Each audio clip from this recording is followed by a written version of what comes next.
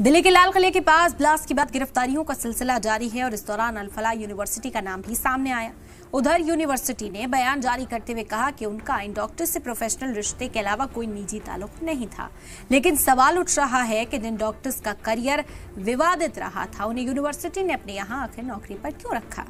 Media की reports के मुताबिक डॉक्टर उमर को जम्मू कश्मीर के एक मेडिकल कॉलेज से रेडिकलाइजेशन के लिए निकाला गया था।